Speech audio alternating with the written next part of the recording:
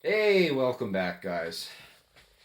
Haven't done a video in a while. I've been really meaning to do a video on some 25-06 reloading data.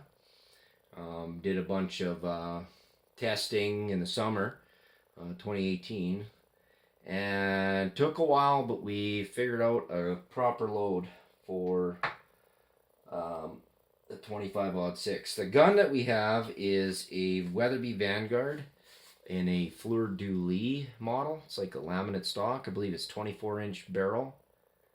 I think it's a 1 in 10 twist on it.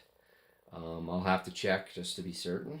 We tried some of the, I don't know if you guys can see that, just some of the factory rounds just so we could get some brass. These shot okay, but they weren't that great. These are just 117 grain interlocks. And actually, typically Hornady is kind of a premium or a more expensive box of shells, and these ones ended up being the cheapest for this caliber that we could find. So that worked out good because that's good brass. So the factory ammo kind of sucked. I tried a bunch of different powders.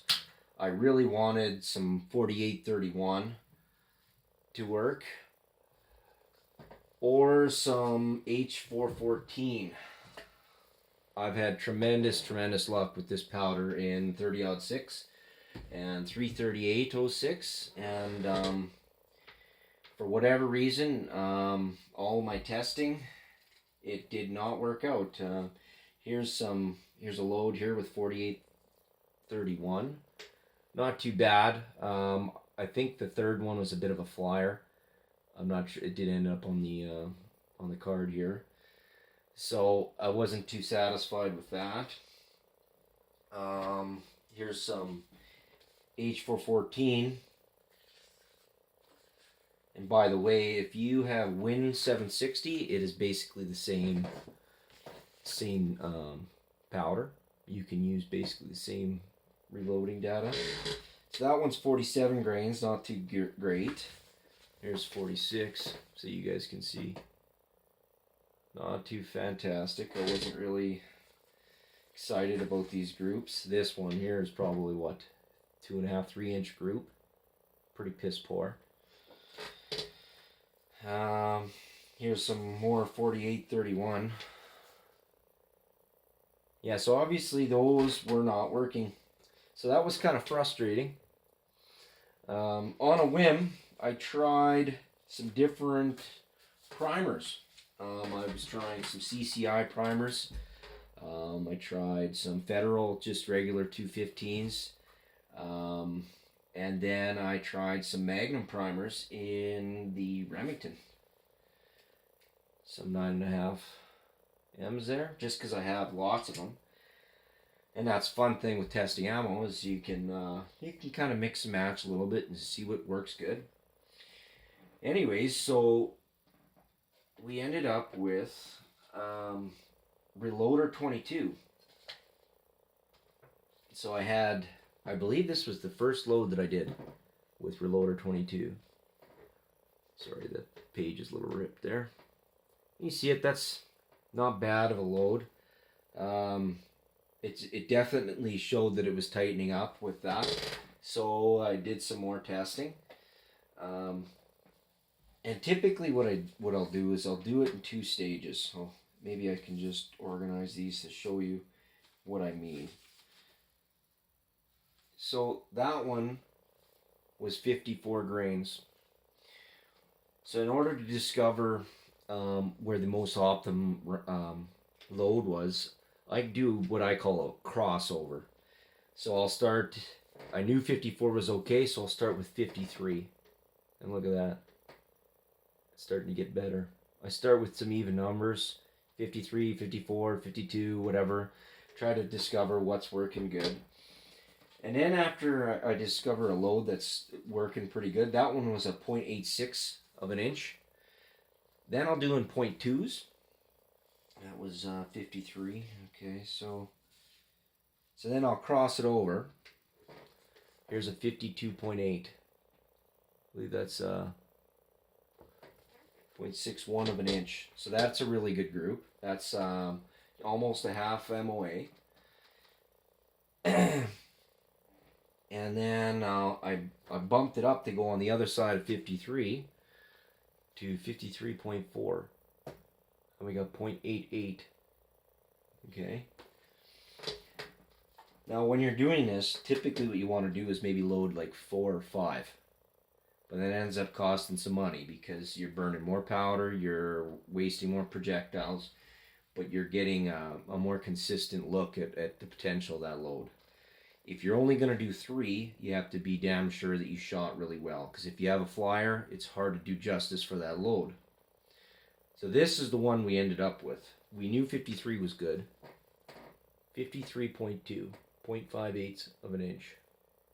Not far off than that other group, which was 52.8,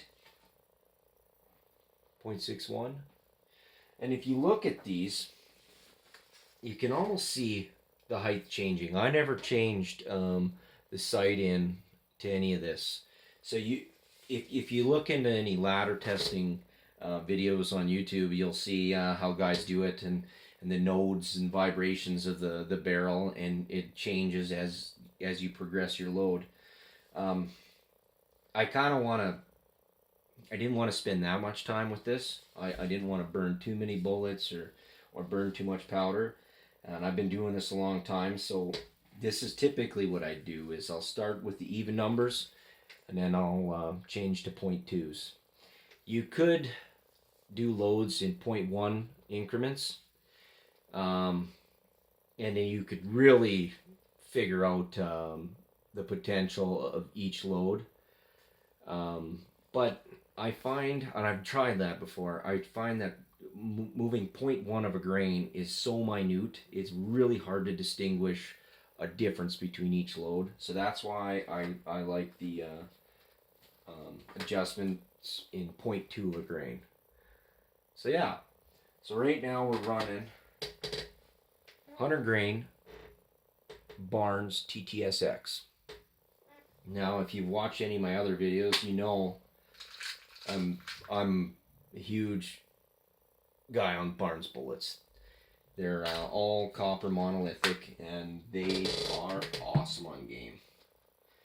So here's a finished piece here. Just a little guy, hey? And here I have, just to demonstrate, just to show you guys, these were shot out of my 300 Weatherby. Okay, I shot those in a bunch of water jugs. This one went through the water jugs and ended up in a chunk of wood.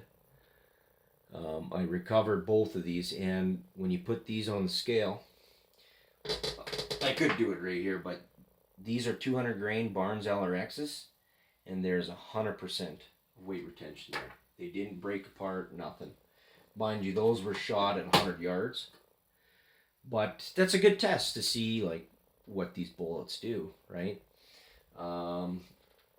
So yeah, we're looking forward to really testing this thing out on some big critters. Emma shot this gun, and she got herself a small elk.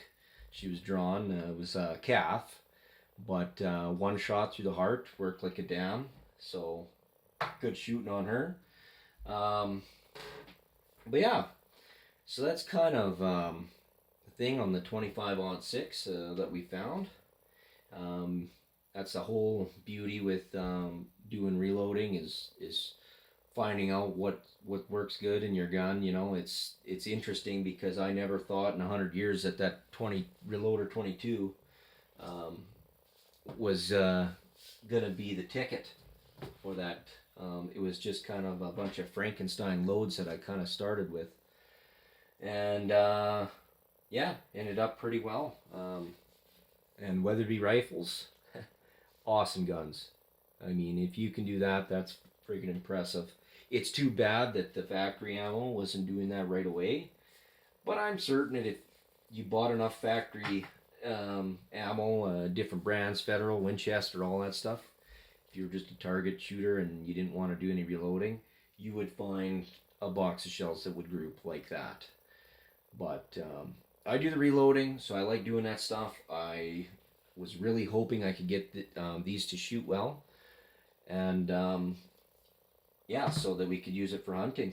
We do hunting. We're not bench rest shooters. You know, we just kind of do mostly just hunting. So everything's got to be practical for us. So, but yeah, no, I just thought I'd share that with you guys. And if you guys have any comments or any questions or something, put them down in the comment section there.